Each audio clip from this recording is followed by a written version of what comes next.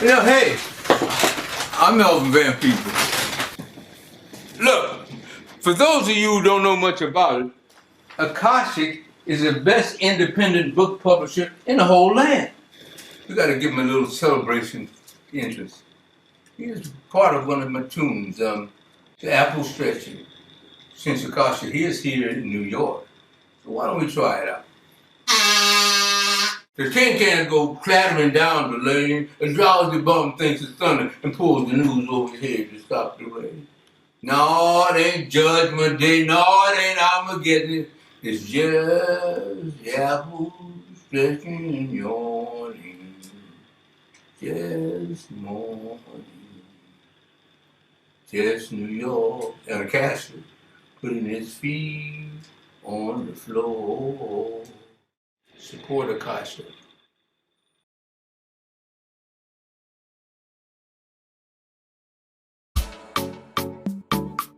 Breadfruit Media is a US-based podcast production company that prioritizes the development and production of podcasts by people of Caribbean heritage. Founded by Jamaican-born Carrie-Ann Reed Brown of the Carry On Friends podcast, she created Breadfruit Media to support representation of the Caribbean. Check out Breadfruit Media produced shows including BCLF Always Lit, Bridge to You, Carry On Friends, Millennial Health Podcast, Strictly Facts, a guide to Caribbean history and culture, and Style and Vibes. Listen to any of these shows on your favorite podcast platforms. To learn more about Breadfruit Media, visit their website at www.breadfruitmedia.com. Hello, it's Shakira. My short story collection In Time of Need is now available as an audiobook, so please get it, and if you enjoy, leave a review or a rating. You good for nothing, father wants to come for you in an hour. It's my first time on an airplane. I can't believe I'm on an airplane. Leon hit me again. I don't think lunch and meat lips would be appropriate anymore, you being an officer of the law and all. I first met Betty when her son stole my car. Shakira Bourne's In Time of Need, the audiobook, is now available on Nook, Apple, Scribd, Google, and wherever audiobooks are.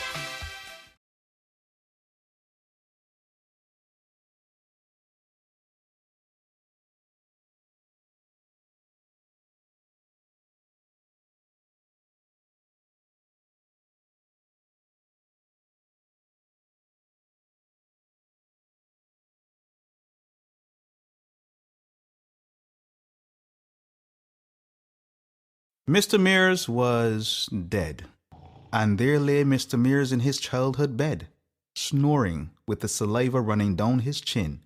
When two people get married, what does happen? How it is you don't know what is married, you foolish boy? You just go in the church with all your family and friends, but that not important. The part that matter is later on when you cut the cake. That umpire finish. That's why I don't play cricket no more. Cause I just walk with a Collins and I would give one of them umpires a big lash with it. Storyshift presents the audiobook for In Time of Need by Shakira Bourne. Get your copy wherever audiobooks are sold.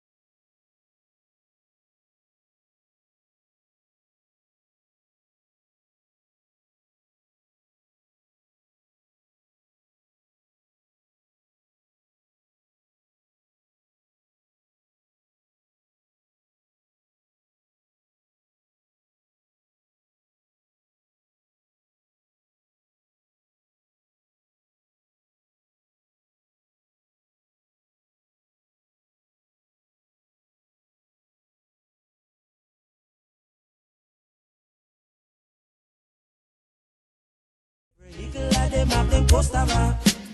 Once in a go, they so come my asoma. Say asoma, sit down over the summer. You get to where you want over asoma. Don't forget that me you spend with last sister. And don't forget, I'm a give your brother. So please, please come on me mama. Get to where you want over asoma. Say Sandra, she gonna bush doctor. She gonna work up your pan sister Sonia. She say Sonia, take away she customer. She can't get for eat, no dinner.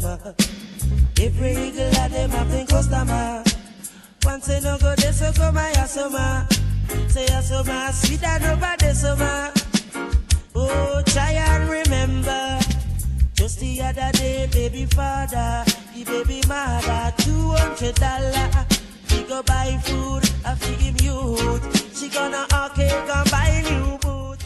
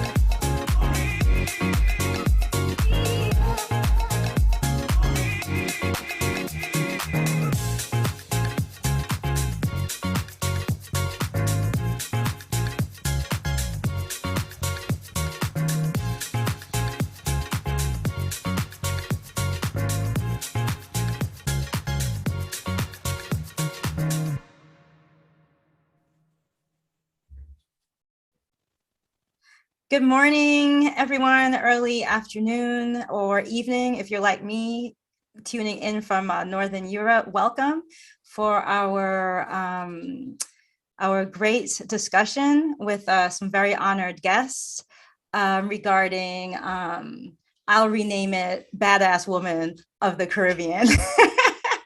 So for those of you joining us, I'd like to make the announcement that unfortunately Shani Mutu will not be able to join us today, but I will talk a little bit about her very important book, Polar Vortex, in terms of how it relates to the other conversations we're having today. So without further ado, I will speak a little bit about the BCLF. It's a celebration of culture as expressed through the pen of the storyteller and the voice of the poet.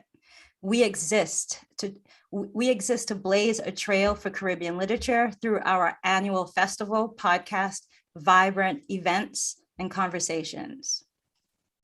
Our ever evolving year-long programming is keen on exploring the rich depth of Caribbean culture and its centuries-long tradition of storytelling.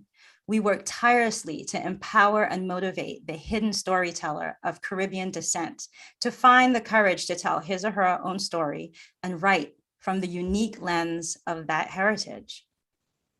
In attempting to gain an understanding of the female character in Caribbean literature, we observed how radical and anti-establishment many of them were, despite existing in worlds where they were often regarded as inferior subordinates.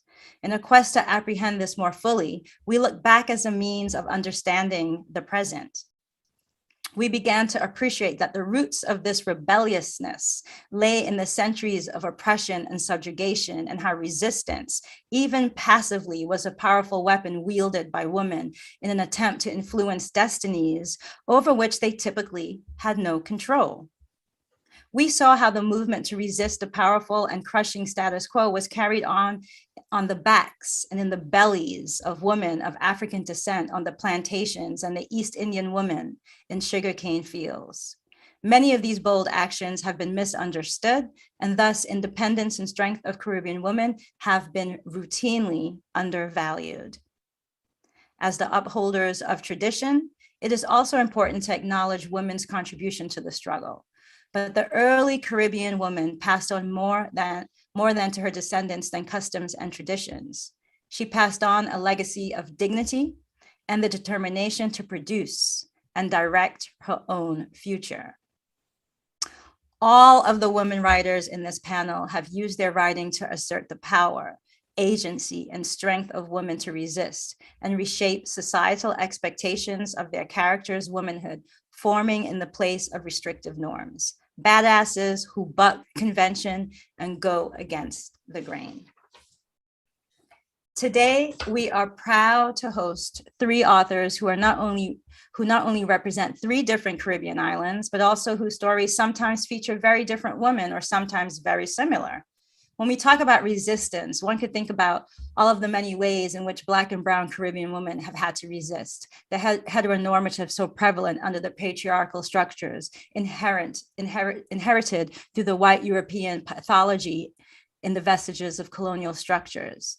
And then we have the plethora of historical freedom fighters who we've had available to us in our historical annals, such as Queen Nanny of the Maroons or Queen Mary of the Virgin Islands. Again, Shani Mutu cannot be with us, but I'll still like to introduce her.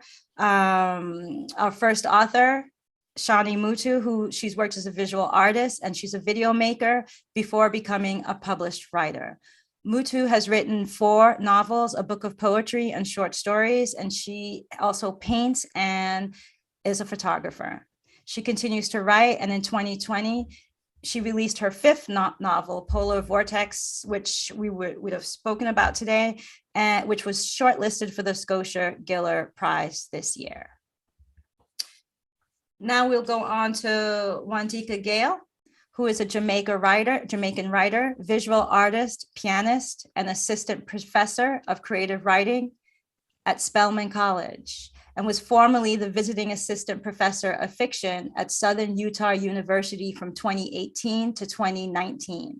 She has received writing fellowships from Kimberleo Fiction, Callaloo, the Hurston Wright Foundation, the Martha's Vineyard Institute of Creative Writing, and the Watering Hole. She has a PhD in English creative writing from the University of Louisiana at Lafayette. Her collection of short stories, Motherland and Other Stories, was published by People Tree Press in 2020. Other writing has appeared in the Prairie Schooner, the Rumpus, Transition, Interviewing the Caribbean, and other journals and magazines. Her work has been nominated for a Pushcart Prize. Her art has been featured on Smile Jamaica, It's Morning Time, In Focus Magazine, Divide Magazine, and the Southwestern Review. Gail is currently working on her first novel called My Name is Sweet Thing. Welcome. Our second author today is an award-winning author from Barbados. Her debut novel, which caused quite a stir, is How the One-Armed Sister Sweeps Her House. It's critically acclaimed by several sources, including the New York Times, Los Angeles Times, and the Washington Post, and is Good Morning America's Book Club pick for February 2021. Jones's past publication credits include Pank, The Feminist Wire, and Eclectica. She is a past fellowship awardee of the Vermont Studio Center and a recipient of the Archie Markham Award and A&M Health Prize from Sheffield Hallam University. Jones currently lives in Barbados, lucky you, with your children. In addition to your writing, Jones is also a lawyer and indulges her passion for chocolate. Yeah. Yes. Sherry Jones, a pleasure. What an honor. Hello. Yes. Thank you. Wonderful to be here. Excellent. So one of the things that so I'm going to go into Wandika. Maybe you'll read first. So I'll just give a little introduction to Motherland and Other Stories. So Wandika Gale's collection, Motherland and Other Stories, is a stirring look at mostly Jamaican women from various backgrounds and settings. These stories go under the surface and take us into the minds and hearts of the girls, women, and men whose ancestors have been and continue to be the backbone of economies, both in Jamaica and abroad.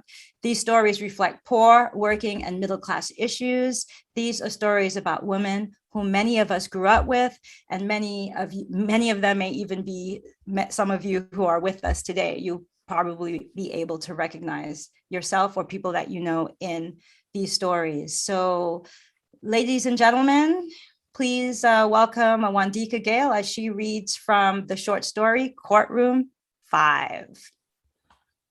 Thank you so much for having me.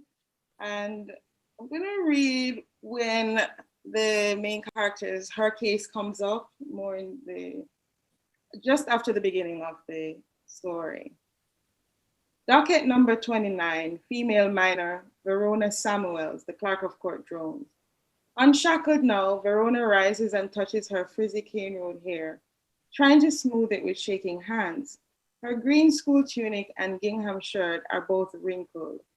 Charged with assaulting a police officer and resisting arrest, Your Honor, the clerk says. Indecent exposure, malicious destruction of property, and assault occasioning bodily harm. There is a light ripple of laughter and comment from the gallery behind her. She, look how she little bit. Indecent exposure, who she show her body, who want to see. The judge glares at the gallery. Verona hangs her head. She wants only to crumple in her seat. And who is the arresting officer? The judge asks. Corporal Fitzbennett, the clerk says.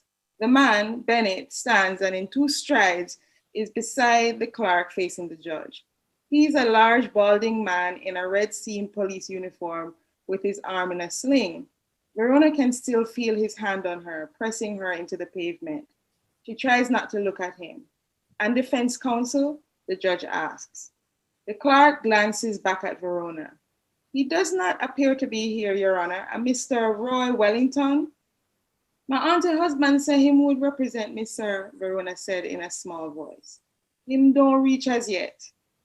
She does not add that it was not her real aunt, but a neighbor who'd started taking her in 3 years ago when her mother was regularly going missing. The shame had washed over her when Mrs. Wellington came by the fence, the bowl of rice and stewed peas, or a bag of mangoes, or school supplies like the grade 4 reader her mother forgot to rent from the school. At first, she'd resisted, telling the neighbor she was fine, even as her belly growled. Even when Mrs. Wellington's son, who was in her class at school, would brandish his new composition books at the start of the school year. And she continued to use the dog-eared ones from the previous term. She had hated the sight of the woman's perfectly curled hair, her curlers worn as they should be at night, unlike her mother, who never took them off on days when she was too tired and sad to speak. Perhaps she should be grateful that Mrs. Wellington did not call the police nor alert Child Protection and Family Services Agency to report what could only be seen as her mother's neglect.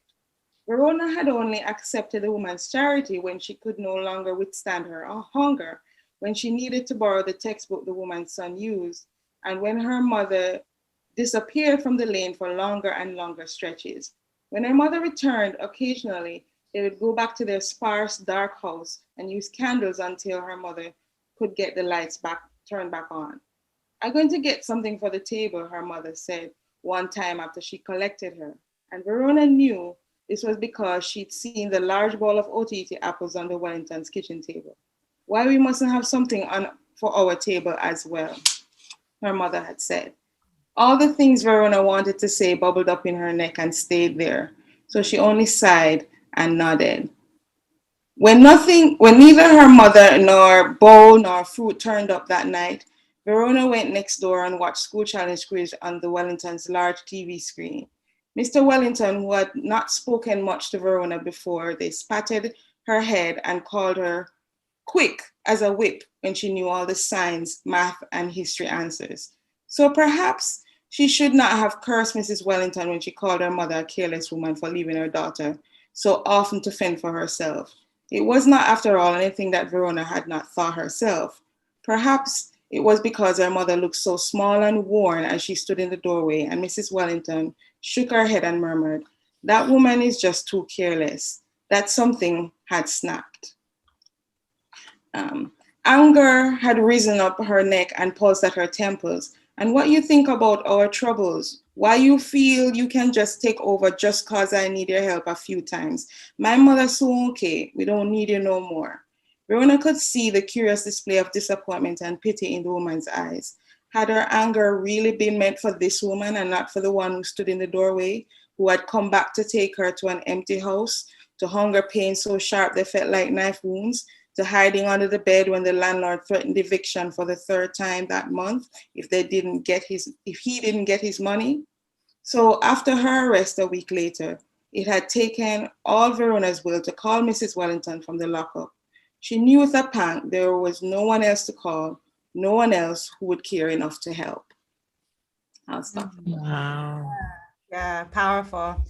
I was actually thinking maybe we can change it up a little bit because things were changed. And I was wondering if maybe I could invite Sherry Jones to do your first reading. So then we can kind of have the two texts, side by side, and then back to you. And so maybe there's something that can may emerge from that. Sure. Everyone? Sure. Yeah. I'd be happy to do that. Thank you. All right, so I'm going to read from a part of the novel pretty close to the end, and this has to do with a character called the Queen of Sheba. Not my favorite character in the novel, but certainly one of them. So I'm just going to go ahead and read the extract. And that's on page 229 if anyone out there has a book and wants to follow. Yes. The Queen of Sheba will tell you that Sergeant Beckles catches her at a weak moment when he turns up in the early hours of the morning at the tiny apartment for which she pays the government $20 a week. It bothers her, she will say, that he finds himself at her house in uniform, in full view of her two children just leaving on their way to school on the first day of the new school year. The Queen of Sheba would not say intimidation, but should she be questioned, should the meaning of the word be explained to her, she might be hard-pressed to deny that that's exactly what she feels when she hears him banging on her door, shouting her name at the top of his lungs. Sergeant Beckles says he is on his way home from a stakeout. That is how he says it, stakeout, in a way that makes the Queen of Sheba think of livestock being put out to graze, not of TV episodes of Simon and Simon. The case of the dead baby, he says, and he looks at her like he expects her to be impressed. The Queen of Sheba is not impressed. She knows that he is lying, that the little exaggerations of his investigation are meant to dazzle her in a way that the shining metal stripes on his sergeant's uniform do not. She fidgets in her furry bedroom slippers, keeps wiping the sweat off her palms and into the fabric of her red nightshirt, made to look like the jerseys worn by baseball pitchers in the United States of America. Open the door, Sheba, says Sergeant Beckles, when she remains looking at him above the taut security chain that keeps the door open just a sliver. How come you here? Wonders Sheba. How come you here at my door? Sergeant Beckles' voice assumes the high-pitched whine Sheba mimics with the other whores when he is not within earshot. I could come in, Sheba. He smiles, and the look on his face allows her to understand that he truly intends to make her work in her own house, the one place in which she has, up to this point, refused to be anything other than a mother and a daughter and a friend. I am feeling so good today, the Queen of Sheba pleads with Sergeant Beckles. I am feeling so good at all. We could just talk, Sergeant Beckles cajoles her, while the hair flares out of his nostrils in a way that tells her talking is the least of the things he has in mind. I don't know. The Queen of Sheba holds onto her side of the doorknob and looks back towards the inside of her house when the knob starts to rattle with the force Sergeant Beckles begins to apply from the other side. She has turned to stare at the poster of a pastel pink poodle on the door to the single bedroom where she sleeps with her children when she allows herself the luxury of actually sleeping at night. The Queen of Sheba loves poodles. Raising and breeding them is what she dreams of doing once she is retired. Open the door, girl, insists Sergeant Beckles. Open it. I tell you, I am feeling good, the Queen of Sheba protests. I ain't taking no clients today. Oh, Sergeant Beckles grouses, and the doorknob starts to give way in Sheba's hands to come away from the cavity in which it is situated. So I is just a client now. That ain't what I mean, explains Sheba. She looks at her son's new Walkman on the bed, noticing that he has taken off the earphones in a huff because she said he could not take it with him to school. She sees that the cassette is still playing, that the earphones still vibrate with the bass of the Jamaican dancehall music her son had dressed himself to. The Queen of Sheba would tell you that she watches the tape whir in the Walkman and wishes the sergeant away. So what you really meaning then? And when she does not answer, what you really meaning, girl? The Queen of Sheba will tell you that Sergeant Beckles pushes the door open so roughly that the imprint of the knob is stamped on the upper part of her right thigh for a week after, and that the chain preventing the door from swinging wide open comes away from the spongy wood of the door jamb with one shove of his shoulder. She will tell you that when he comes inside, he stands so close to her that she feels she cannot move, and she has already resigned herself to the feel of the hot air being blasted from his nose on her face as he speaks, to the nausea she will suffer through what will come after. We ain't friends no more, girl, Sergeant Beckles wants to know as he lifts the red nightshirt and pins her against the plywood partition. You and me ain't friends. That's the end of the extract. Excellent. So back to the courtroom. We have one doing the tango with a detective, and now we're back to the courtroom. So may I ask you, Wandika, to read, take us back to the courtroom 5, what page 115 to 117? All right. So this is where her case is called up again because time is of the essence. So, sorry. Before she can think, she's the only one remaining in the dock. We need to move forward, the judge says, looking at Verona again. Stand up, young lady. How do you plead? Not guilty, she says in a little voice. Speak up. Not guilty. Corporal Bennett is once again facing the judge, adjusting one of the chevrons on his uniform with a hand which isn't bandaged. What are the allegations, Corporal? Your Honor, on the 15th day of February, 2 days ago, I stopped a coaster bus carrying school children in Halfway Tree Square. At approximately 10:05 a.m., I inspected the driver's papers and found he had no insurance and was driving on an expired license. So I informed all the passengers to disembark from the vehicle because the bus was to be impounded, but the accused refused to leave the vehicle. I warned her I would have to bodily remove her, Your Honor. Verona hangs her head as Bennett speaks. She had to be restrained by myself and my partner, Corporal Wilkins, because she was resisting us, Your Honor. As I placed her on the ground to handcuff her, she bit me on the finger and the wrist and tried to choke me. That is how I sustained this injury to my shoulder and neck. Bennett holds up his index finger in a bandage and points to his arm in a sling. Verona fidgets.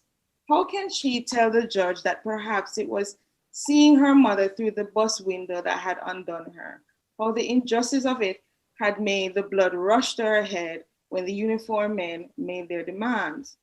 Then, when she was taken to the lockup, she'd tear off her uniform and say she knew her rights and no police could frisk her while she in her drawers. The laughter erupted again. I will clear the courtroom if you continue to make this a spectacle. Control yourself, the judge says firmly. Then she threatened me several times, Your Honor. You is a liar, Verona shouts. The hush seems to hold her frozen in that moment. One damning hand raised and aiming at the large man, and her face taut in an odd mix of anger and confusion. Miss Samuels, you will get your turn to give evidence, the judge says. You do not conduct yourself in this way in my courtroom. I will have you removed from the room. Verona looks down at her knuckles gripping the rail of the dock, feeling the bone twitching in her temple. There was a large crowd gathering and they were encouraging the accused to fight us, the corporal said. It took 3 officers to restrain her. Young lady, are you denying these allegations? The judge asks. Think carefully before you respond. Verona looks at the reporter scribbling in his pad and hopes that her name will not appear in print, that just turning 16 2 weeks before means they have to keep her name out of the papers. Yes and no, Your Honor, she says finally. I hope you realize this is a serious matter, young miss, the judge cautions. I know, Your Honor, she says quietly, but he lying. I never do none of them things. Then with a heavy sigh, she says, I want to change my plea to guilty with explanation. The judge pauses for a moment. Oh, so you can describe to me what happened. This police was just pulling and shoving us schoolers off the bus. And I said to him, I said that him don't have to behave so toward us just because we are schoolers, she says. Then him boxed me across my face and pulled me off the bus. That was when I resisted him because they were being unfair, sir. That is a blatant lie, Your Honor, Bennett says with a bemused smile. My partner was right there and can vouch for me. She tried to choke me. And I only take off my clothes in the guard room to warn them because I know people what get raped by policemen right there so in the station. I didn't want everybody to know them couldn't try that with me, Verona says. Just then the doors open and a man in a dark tweed suit bustles in. Sorry, Your Honor, he says, and gives a hurried bow before stepping into the bench with the clerk and the 2 other lawyers. I am Roy Wellington and I am defending the accused. I think I'll stop there.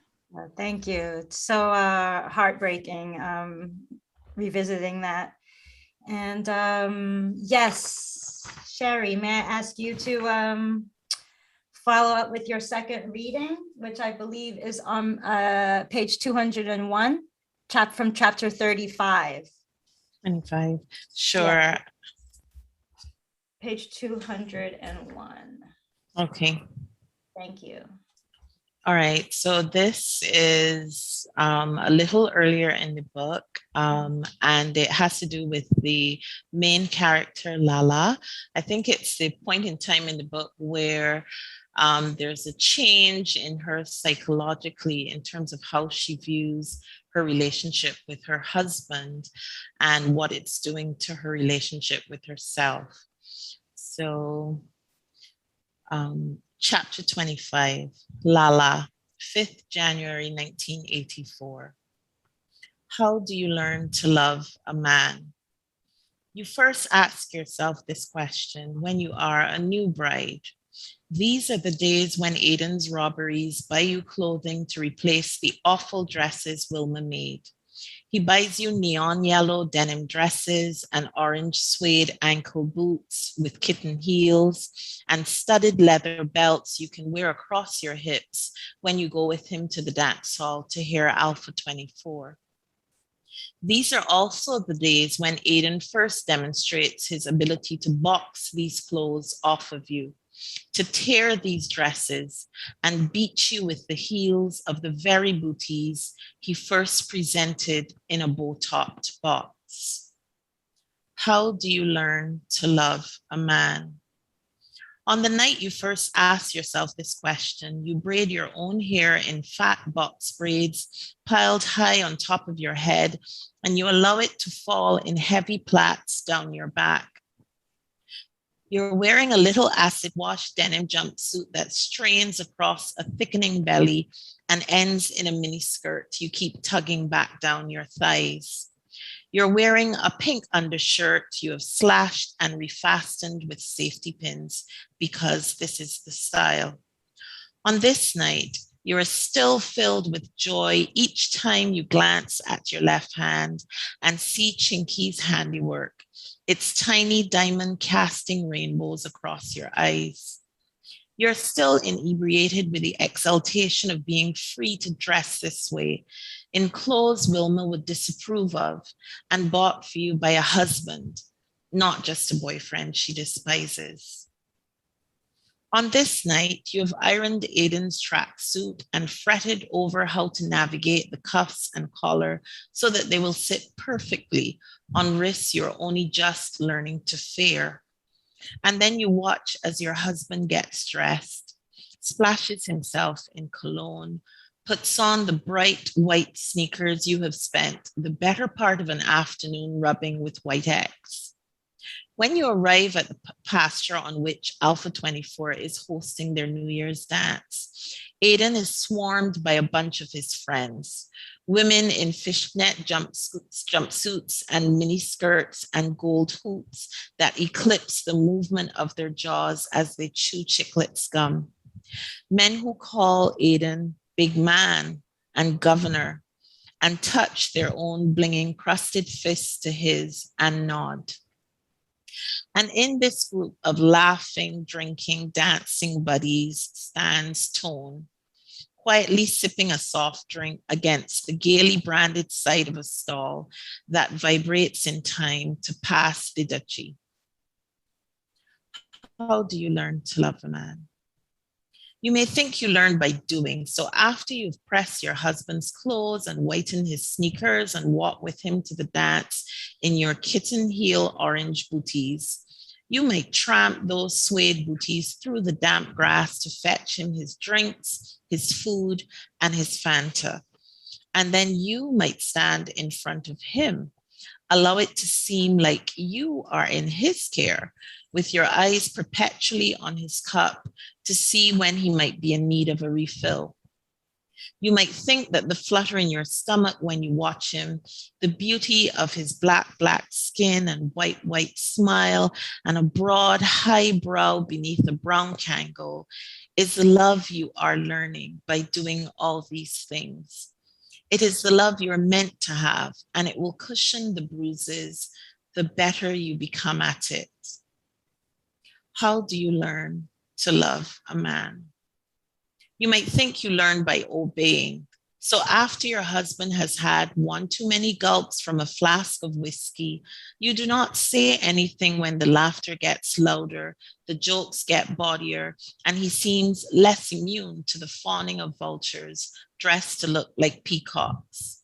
He tells you to go home. You need your rest, and the music might be too loud for the baby. And he rubs your belly and says he will send one of his soldiers with you to keep you safe on your walk there. You do not say anything when the soldier he summons is none other than Tone, that strong young man you first met by a gutter, a man who now wears the brooding countenance of a gathering storm. You do not tell your husband that he should not send you with this particular man if he knows what is good for him. You do not tell him that if he knows what is good for him, he will require you to stay right here by his side. You struggle to keep up with Tone through the rickety stalls of galvanized and plywood from which vendors hawk fried fish and fish cakes and American hot dogs in fat yellow rolls of bread. He pays no mind to your rounded belly, and even less to the glimmer of Chinky's rough-set diamond in a gold band that used to be a part of a chain Aiden stole. No, Tone walks apace through the narrow alleys and roadways towards Baxter's village and the beach and the house you have recently moved into with your husband, and he hardly looks behind him to make sure you are keeping up. And though you're nearly panting from the effort of staying a few paces behind him, you keep your eyes on your orange booties, marching one in front of the other, being splattered by soft mud and scraped by rough pebbles and rocks and wood. When he takes you through an alley so narrow that a 2-foot stone blocks the path, you have a dilemma. You don't have a choice but to climb over this stone, but you can't because the miniskirt will not allow your legs to lift that high. And though you had resolved when he disappeared years before that you would never again call this boy in such a way that he can think you need him, you start to stumble and you have to take your eyes off of the booties and you have to call this name you cannot forget. Robert. How do you learn to love a man? You might think you learn by speaking because of the warmth that fills your chest and escapes your lips when Tone helps you up and over the rock. When he asks you about your husband, about how you met him, about the day you married him, and the day you moved into his house on the beach, you talk and your body fills with heat. This warmth is the proof of your love, you consider, and speaking of it makes it stronger. It is to this love for your husband that you credit the heat in your chest when you speak, and not the memory of other days with this boy who is not your husband, whose arms hug your own and heave you upward over the obstacle and onto the part where the path is again clear. The rain comes and the heat does not fizzle, and this boy tells you that there's an entrance to the tunnels just close by this path you are on. Do you remember the tunnels? And the warmth leaves your chest and fans up across your face and down. And perhaps love is indeed obedience, because when he asks you if you would like to try to run the rest of the way to Aiden's house on the beach, or to follow him to that entrance, you tell this boy yes, you would like to follow him to that entrance. You would like to shelter in those tunnels. But of course, you do not only shelter in those tunnels. You do not only listen to the rain and wait for it to end. In those tunnels, you understand that you do not learn to love a man, because for the right man, there is no need for the learning. The love is the most natural thing in the world. You understand that if you must learn to love a man, he is probably not the man you should be loving.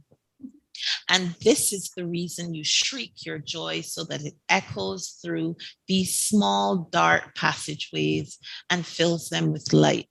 This knowledge you tell yourself, and not the hands and the tongue and the thighs of tone beneath you on the ground in these tunnels. This is why you're singing. This truth that only the girls who dare to enter the tunnels are able to find out. Wow. Thank you.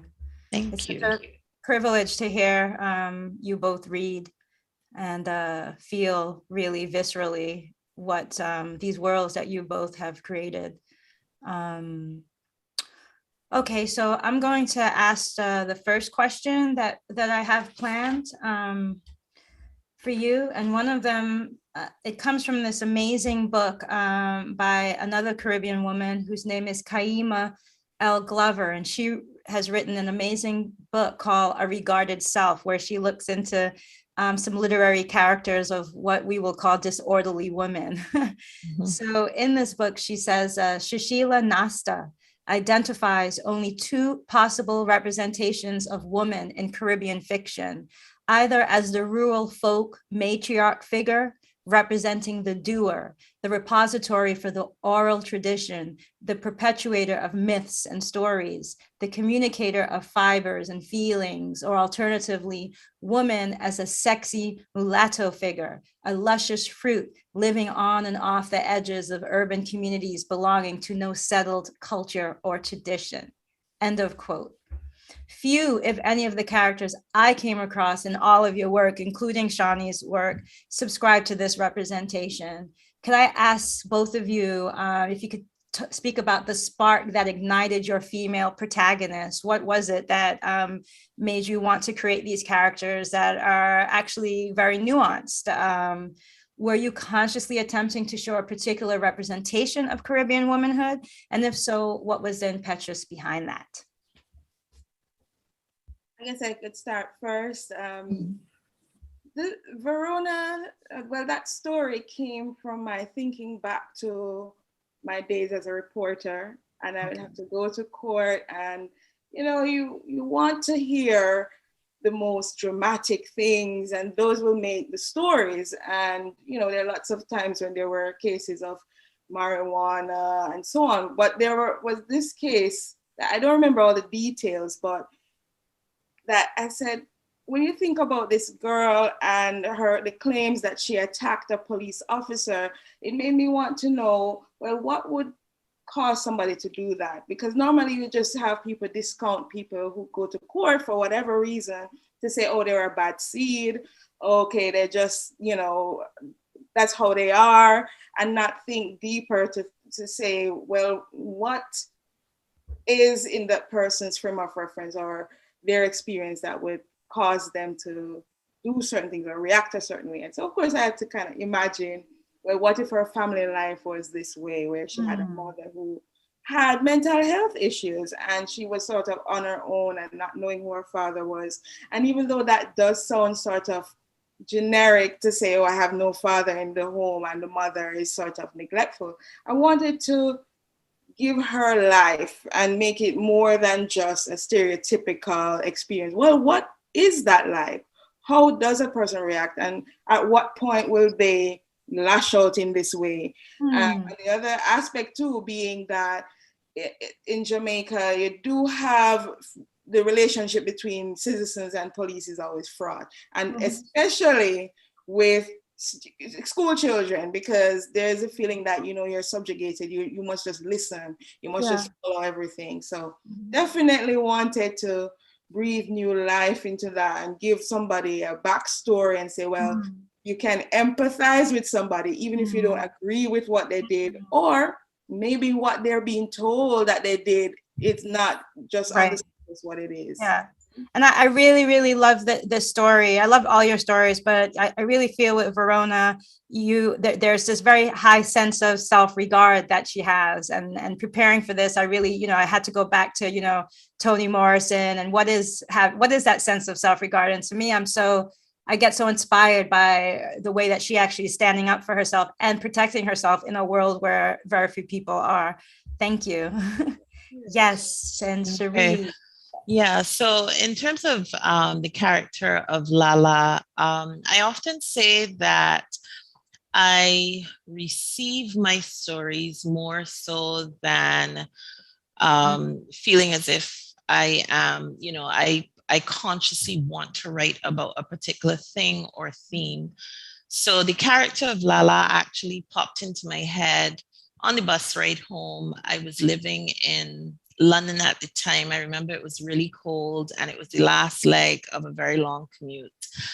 And her character just popped into my head and started to talk to me. And she relayed a particular incident, which also appears in the book, when she and her husband fight over their baby. And we all know how that ends, those of us who've read the book. And I was just really compelled to find out more about this woman. How did she get to be in the position that she was in? What was the rest of the story? What was the story behind what I'd actually heard or seen in my head? And that is how Lala's character really came to me. And that was actually the start of the story, the genesis of the novel as we know it now. And in terms of those two categorizations of women, I do feel as if, within the Caribbean context, we tend to ascribe identities to people, to women, and we expect women to fit into one particular box or another. And it was important for me in writing the novel to be able to demonstrate the complexity of the female characters, just as human beings, as we all are. Just, there's no just one sexy, good-looking gal, and then there is sort of the matriarchal, fountain of wisdom. There's so many permutations and combinations and shades. And I felt that was something that I did consciously work on trying to bring out. And also the sense that, we are different versions of self at different points in time. So, when we first meet Queen of Sheba, for example, she may appear to be very, very strong and very independent and have a certain level of agency. But then by the time we get to that encounter that I relayed earlier, she's not as powerful within that context. So that's what I would say about how that character came to me. Yeah, wonderful. Yeah. Thank you both. Okay, so my next question would be Wandika in Courtroom 5. You take us into the very violent space of the Caribbean courtroom. Can you talk about that scene, which you touched upon a little bit? It's difficult not to feel great sympathy for Verona. There seems to be so many violences stacked up against her. Could we talk a little bit about the inspiration? Okay, we did talk about that. So I'm going to go on to Verona is clearly not going to allow anyone to step over her. She is so reminiscent of the girls and women that I think many of us are familiar with, especially in the African diaspora. I'm intrigued by the fine that is given to her. It's a very high fine that she has to pay. So, and it's very similar to the U.S. system in terms of, it seems like a criminalization of the poor. Is there any meaningful awareness or resistance around this issue in Jamaica? Because when I was reading the story, I'm like, okay, I just saw this very antiquated, old, archaic legal system that actually really has nothing to do with Black people, and we in the Caribbean, we really take that on, right? We take it very seriously, wigs and all, some of us, right? So can you talk a little bit about that? Okay, I mean, I should say that I guess since, you mentioned about the fine, I should address that. Yes. I don't know if it's clear that, I mean, spoiler alert, that she gets a $7,000 fine, but that's not US currency, that's Jamaican currency. So it's basically about $60, and okay. is about $70. But just to show you that for her, it could very well have been $1 million, because she doesn't have anybody at home who is going to help her with that. Maybe, and then the one person that she did have, here is the husband helping, but she kind of distanced herself by retaliating in service of her mother. So definitely there is that, resistance we see with experiences of, policing and government. And you think to Jamaica, you think about how frequently people want to block road because they want to protest certain things that are happening. So the thing that I find interesting is that oftentimes it's more so if it is an issue that more people are behind. We see that with women, Black women, even in a Black majority country, don't get the same kind of dedication behind, let's all protest, unless they have a big system behind them, unless they have a community behind them, unless people have been complaining and it's sort of like the straw that broke the camel's back. But with a Black woman, you find that, and that's kind of why it's a sad story, but it's also a story that shows that, even in this small way, she's trying to assert herself against this very big system that she's found herself in. So we definitely have a lot of work to do when it comes to, how government, police interact with, people and meeting them where they are. I'm sure that there are instances where that is happening, but in terms of when there is grievance or there are problems, there is often pushback, but not so much if it's an individual case of a woman, where she's, especially if she's not somebody who is like celebrated in the society or has acclaim. She's just a poor girl who, found herself in a problem with a police officer. You won't, because even now I think back to the actual story, which it's not like, it just, the spark was just that case. I don't remember anything about that case. So it's, but just the things that have happened in terms of, thinking about the possibilities. I don't even remember what happened to that girl's case, the real story that sparked this, because it shows that there is sort of that, disconnect isn't that system behind women celebrating them.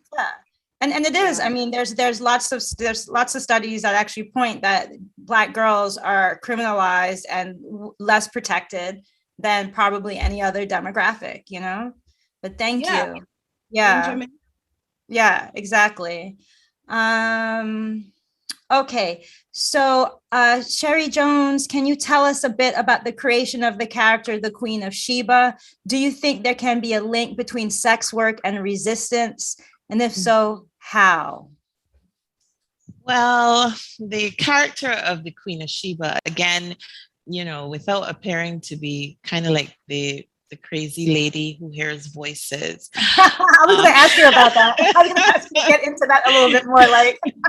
Right, but initially she actually wasn't in the story. She wasn't in the story, and as I kind of probed deeper, I think subconsciously, and I was asking questions, I guess of myself, maybe of the characters, of how different things happened. And I saw this woman who kind of worked on the beach with Tone, because if as you would know, there is a main character who also sells his body on the beach. He's a male, and this character just popped into my head. She was loud, she was brash, she dressed, how she wanted to dress, and in a way that suited her profession. But at the same time, she was a loving, wife, and a loving mother friend, daughter, who really just wanted to provide for her family. I do think that, selling her body is, an act of, it really is an act of survival. So it is resistance to a state of, I guess, of lack, of not having enough, of being unable to provide, as a woman with these two children. So yes, I do think it is, it can be looked at as an act of resistance. I think, as with most things, and going back to what we said earlier about the boxes that we place people in, male and female, we tend to view any attempt to sell sex as, just a horrible thing. And I think it's quite revolutionary that the Queen of Sheba is, she not only does that to provide for her family, but she is quite open and sort of, she kind of refuses to be cowed by people's perceptions of it. If earlier in the book there is the scene where we understand how Sergeant Beckles first met her and how she interacted with the police, and she did appear at that point in time to be a very powerful sort of, devil may care type of woman, which doesn't hold up towards the end. But yes, I do think that that can be viewed as an act of resistance. Thank you.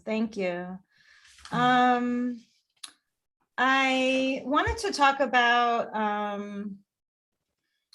the role of shame, actually. Culturally, in the Caribbean, we have a very strong tradition of belonging to community. And shame, it's a tool that she ain't had no shame, kind of thing. So, and in both of your books, it comes up shame as a tool of control, or not having any regard for it in terms of, the character's own sort of sense of agency and liberation. Would you want to speak to any of that? Yeah, I mean, we see that, for instance, Verona, that section I read, tore off her clothes. So that part where the police says that she does that. And she is embarrassed in the courtroom. We see moments where she's like, I can't believe I'm here. I hope they won't report about it. I see the guy writing. But she realizes that in the moment of taking off her clothes, that it's a way to protect herself because of what she's heard about what can happen. So it's sort of a risk reward kind of thing. Like, the risk is that, yes, people will say I'm loose, but at least no police can get away with trying to get me. So there is that element where she kind of, it goes back and forth for her because she is aware of what society expects of her. She's thinking about how she's embarrassed that her mother is at outside Scotiabank begging, that Mrs. Wellington, who is helping her, is saying, oh, what kind of a careless woman are you? So she's embarrassed by these things, but at the same time, she finds that she can rail against them, so in that way, she is taking in what society says you should be embarrassed about, and in her way is trying to, push back against that. So I do think that it's very complicated and a complex thing because it's so ingrained in us to be ashamed of certain things about the way that we present ourselves, about our bodies, about who is in our community, that needing community, by not having it and trying to find it and create it. So much shame around that we have to really address so that people can understand there are different ways of being and everybody has different circumstances. Yes. So thank you. Yeah, so for me, I think that, one of the realities of women in Lala's circumstances in terms of being victims or survivors of domestic violence, there is that element of shame and self-blame. And oftentimes, unfortunately, that extends to blame from the community. So the woman who is the victim of violence is often blamed for the circumstances that occur, or she's blamed for not having made a better choice in the past. And therefore it's kind of like, it's your bed, you must lie in it. I think we have that all over the Caribbean, that saying. So there is a very strong element of shame, and unfortunately, also a separation from community as a result. And I think that is a really big part of Lala's suffering, because she is outside of a sense of collective care about her situation, and about her as a person. So yes, there is that element of shame. I mean, and even when her mother, Esme, suffers an instance of sexual violence, the first thing that she's told by her mother is, you mustn't say anything about this. So there's a sense of, it is so shameful, I can't even speak about it in an effort to pursue my own healing. So I think that's really, really damaging for the person who suffers the particular set of circumstances. And I think that, in the novel, I think we sense Lala's ability to change when she starts to confront some of these approaches to her situation. And she actually relays to Tone what is happening. So the ability to speak out, to not be ashamed of what is happening, to me is a really important step for her that she takes in the novel. And that's when she starts on that journey towards healing and escape. So, shame is really heavy burden. And unfortunately, it's something that is carried by the persons most in need of understanding and healing and help in speaking about what might have happened to them. Thank you very much. And I have one more question. But I realize now rather belatedly that I didn't introduce How the One-Armed Sister Sweeps Her House. If I could do that very quickly. Sherry Jones's How the One-Armed Sister Sweeps Her House is a novel that begins with an allegory that unravels into a reality when the young Lala, born into a legacy of violence, seeks solace in what resembles love.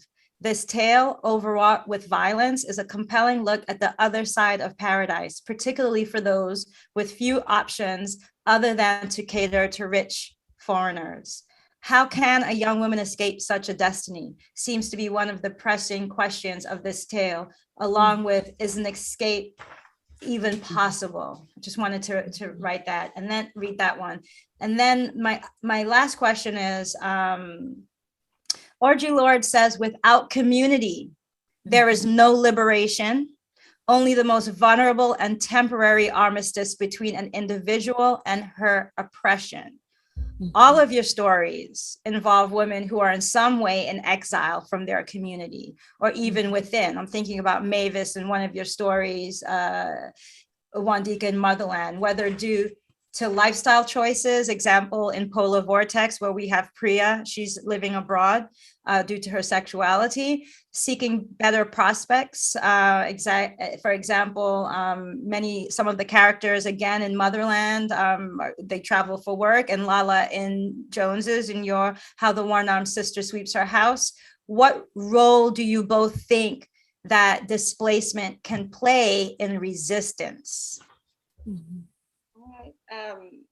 It definitely is a trigger, because you feel like sometimes there is no other way of being. At first, when you are displaced, it can be a violence of its own. Yes. You're like, well, who am I now? And how do I reassert myself? How do I fit back into this place?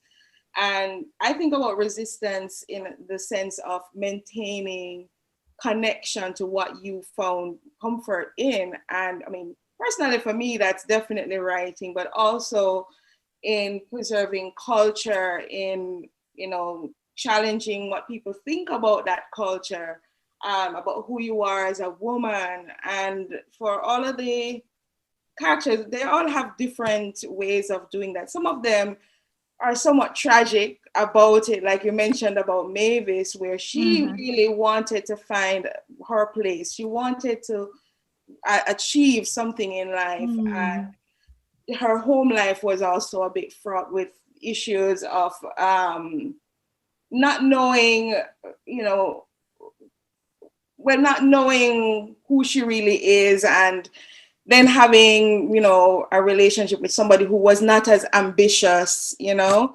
And so thinking in her mind that coming to America would change that, and then realizing that she would have to face discrimination, and she would have to face, like, you know, the loneliness of that experience. I mean, it's interesting you chose Mavis, because Mavis is a very, very flawed character.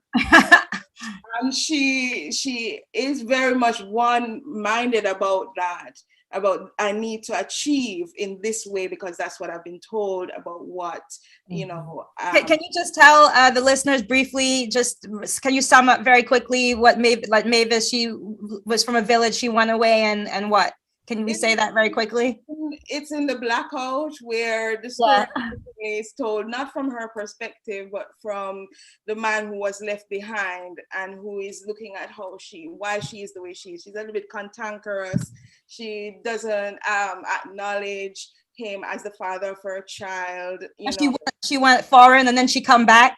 She would go foreign and come back, and, you know, which is a disaster in itself, right? That's a failure. Exactly, because people expect that, you know, coming here, it means then that you have achieved. And so it's sort of shameful to bring back the whole shame, to come back and not meet that, you know, knowing that you failed.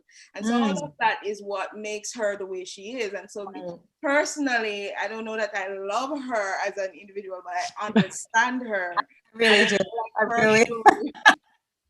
Her story needed to be told, because, you know, there are situations like that where it's because of what people think you should have achieved in society. Resist that constantly, you know. So coming back to Verona's case with her being displaced, it started from the family, and fact that she doesn't even feel the same as her neighbor's kid, who she's in the same class with him, but they have a completely different experience. And she finds that she, you know, okay, maybe I can use my mind in order to achieve, but she doesn't get to realize that in this scene. But what I like about doing stories like this is that you can imagine that maybe it scares her straight, and maybe she understands that and realizes, because she's realizing things as she's sitting there, that maybe she's like this because, you know, for her reaction to her mom and not understanding it. Maybe she'll come to that understanding. So it's not tragic for her in the sense that maybe she does go on to improve because she has the skills. She just needed more of a community behind her, and she realized how to get it. It's just that hopefully she hasn't alienated them forever, you know. Thank you very much. I think a sense of community is so important. It's a really important element of resistance. So, you know, the community, whether it's the family or whether it's the wider community, that is where we learn a lot about how to be. You know, what are the expectations? What are the parameters? What are the roles? And I think one of the gifts of not quite fitting into those roles or expectations or those parameters is that it forces sort of a new definition of self that is less about either fitting in with or rebelling against what we see in the community. And it's more a turning inward and just pursuing what's inside. So to me, for Lala, there's this chapter that's written from the perspective of the community, and it demonstrates how she is ostracized and, how she is regarded not with love and compassion, but, sort of like, this weird, crazy woman. There's no acknowledgement of the trauma that she suffered. Rather, there is this kind of, a suspicion, a kind of like, she's our best braider, but we can't send anybody to her because she crazy. There's no embrace at that point in time, although Lala is suffering. And I think one of the positives about that is that I think eventually she understands that perhaps to continue to self-realize, she will have to do that outside of that community. And I think that takes like an awful amount of courage, because especially if that's all you've seen, that's what your mom has done, that's what your grandmom has done, that's what the men who love you or that you love expect. It takes a lot to say, well, you know what? That isn't right for me. And if that is all that this community will allow me to do, then I have to kind of go elsewhere. So I do think community is a really important element of resistance. And I would even go so far as to say that sometimes perhaps being too readily accepted into the wrong community probably is one of the most damaging things that could happen to us as individuals in terms of realizing the potential within. So, yeah. Thank you. Actually, I have one more question, and I can't believe that I was concerned about time today because it's just flowing. It's just flowing, and I just feel like I really feel all of your characters, and I'm so thankful that you guys you breathe life into them, because I just know, I feel like I really know these characters, and so the last thing I want to talk about is violence. I feel like very much with even my own work, I know that there's this resistance where people are like, we only need we need good stories, we need positive stories, which is true, but there is a violence that's in your work. Can you both address that? Okay. So should I start, Wendy? Yeah. So this has been an interesting thing for me, because when I was writing this novel, I consciously tried to portray the violent incidents in a different way. I wanted to stay away from re-victimizing, the victim of violence. I wanted to make sure that the violent episodes were not gratuitous. It was not about the gore of the physical act itself. It was more about sort of the damage to the soul more than the physical body of the character, and then the repercussions within the community.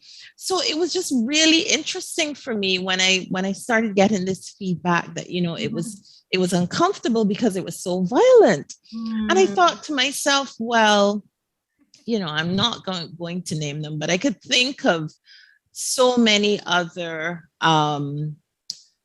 commercial novels that I might have read, so many, and I'm talking about page turners that I've read from other parts of the world that are really, to me, gratuitous. And I haven't heard that comment about them. And I'm saying, well, why is this? And then I actually looked at it as a good thing, because what I felt is, perhaps portraying violence in a kind of sort of getting all caught up in the gore of it actually helps some of us who are reading to distance ourselves from what is happening to that character. We think about re-victimization, but I think there's also sort of a spectacle to it, a performance that allows us to accept that this is something that we're separate and apart from. And I think that by trying to stay away from that type of depiction, what actually happened is that perhaps readers had to go and sit in that episode with that character and not be able to escape it. I actually think that's a good thing. I think that's exactly what I would have hoped for. Right. In that the impact of the violence is felt and it is not simply observed. And I think that is the best outcome I could have hoped for. It has resulted in some people saying, this is so hard to read. I can't get through it. It's so violent. And I'm thinking, no, it's not. What are you talking about? But at the core of the book,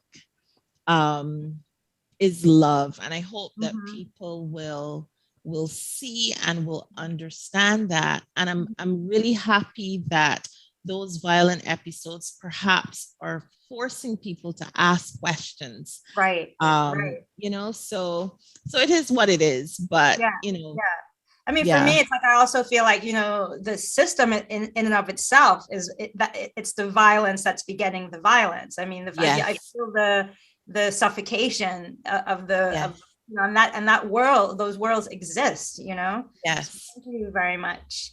And Monica, how about you? You've got a few. I didn't realize how much it factors in, and I totally agree with you, Sherry, about the fact that it's not meant to be gratuitous in any way. And I treat it the way that I treat writing about sex, that lots of times you read it and you're wondering, well, why are we seeing? Do we need to see this particular interaction? And sometimes it is meant for you to experience it from that person's perspective for whatever reason. It reveals something about character or it mentions something about theme. And so with my characters, I find that, and I know I'm talking about all these things as though they're all tragic, but there are instances where you feel the impact of what happens in the aftermath. So I don't necessarily show you. We never went through what it was like for her in that scene of being attacked by police and then having to then attack them. And it's now more so a question of whose story do you believe and how it's being printed. So that was the decision behind that, was that it's more so about the telling of it and the feeling of it and your empathy toward the person who is in that situation. In fact, one of my characters, and I mean, maybe I shouldn't say this in a spoiler, but one of my characters does take her own life. But it is not something you see and you understand why, because of the lead up to it, right? And then in Mavis's case, where she, meets an untimely end, it's not something that's expressed just in graphic detail, but the understanding of why these things are happening to these people is what I hope is the takeaway, because all of them deal with a lot of different things. And yes, some of them come to America and a lot of them they're okay, they do okay. But there are other situations that they have to deal with, loss and death, and having to deal with racism is a sort of violence too. Yes, absolutely. Treat them, even in an instance of having a character get changed from a cashier and the cashier holds the change this high and drops it.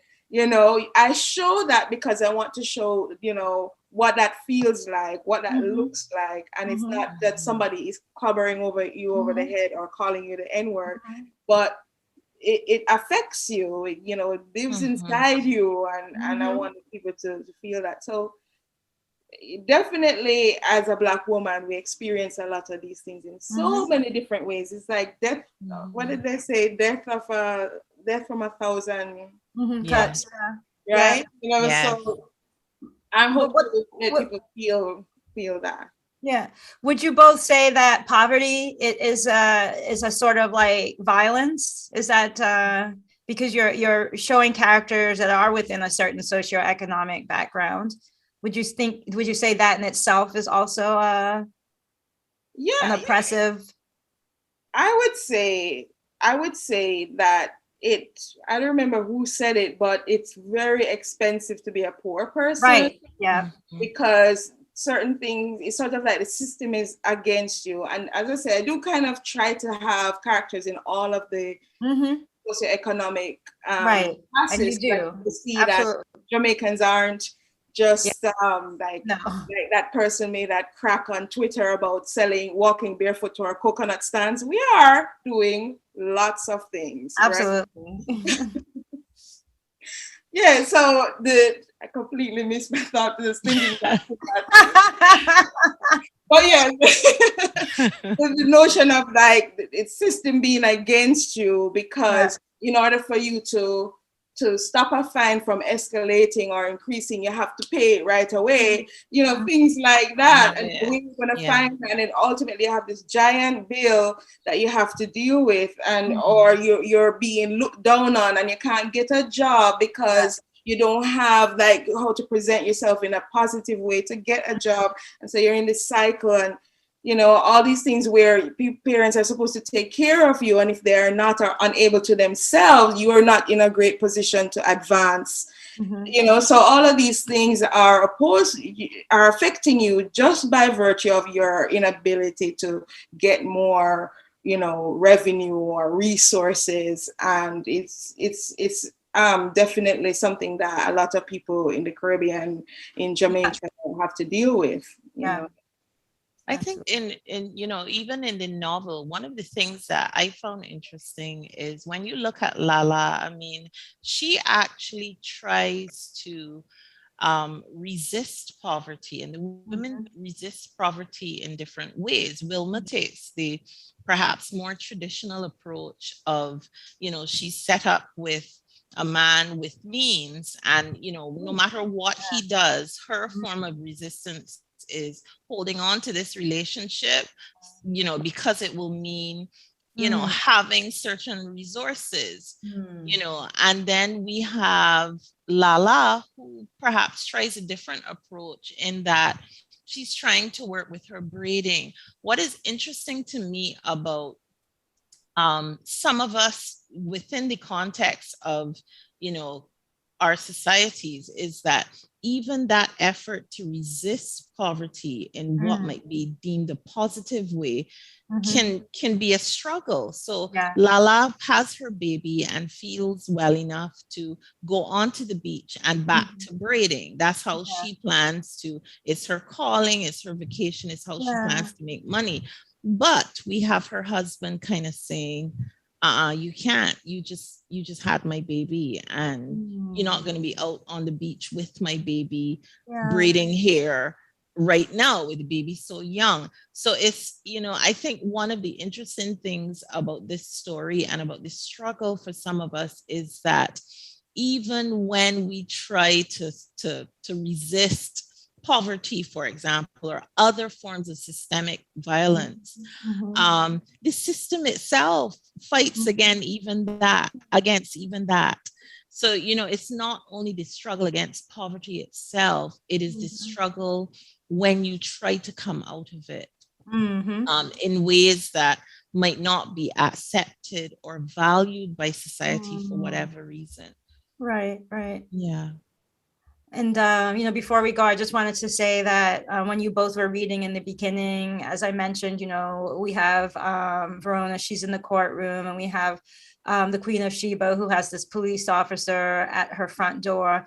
I just remember thinking, you know, who is actually really protecting poor Black women when you think about it. And also that we are living in the legacy of a system that is based on the criminalization of Black and Brown people and women.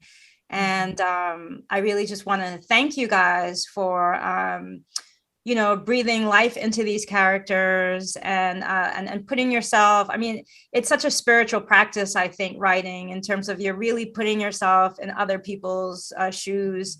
And, you know, we didn't get to talk about how these characters come to you though, Shuri, because you were saying like they start talking to you. So maybe we can end on that.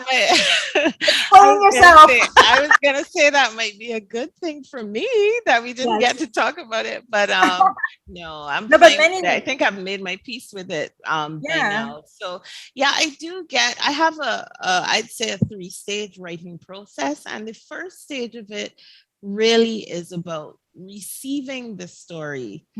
So, even the project that I'm working on now is kind of like I did a tour of a particular place in Trinidad, and I was just mesmerized by this one particular building. And then, I saw and heard something in my head, and that really was the start of, the second novel.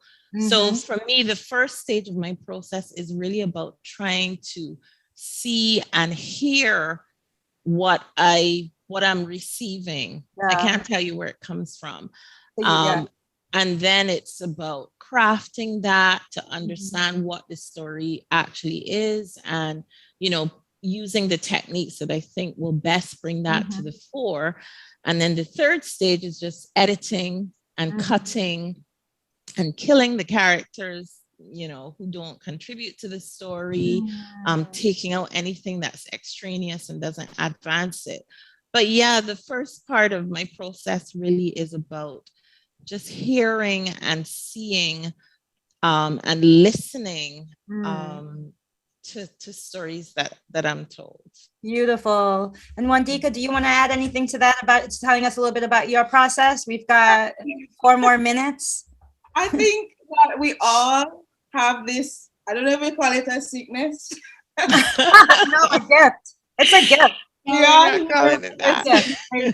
I tell people and they look at me crazy unless they are right, and then you see them right. Exactly. You hear, it might be something that sparks it when you're watching a movie, and something else. Right. You go to a place, like, a lot of these characters came to me in different ways, but then I couldn't consider them viable until I could really hear their voice. And even what I'm working on now, where you say you hear the character telling you things, I wrote and the character stole something, and I hear her say, "But I'm not a thief."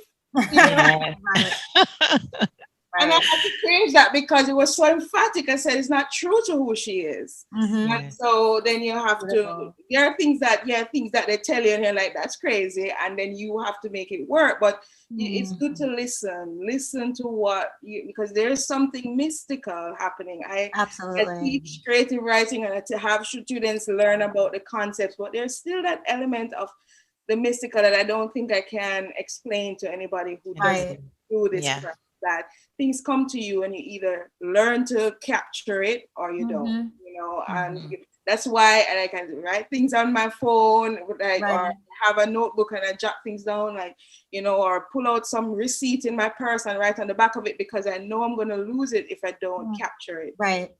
Being open to hearing what characters are saying or what the muse and also creating your own inspiration, because sometimes you sit down and you can be like, all right, heavens, open up and something. Get back to work. It's so much work.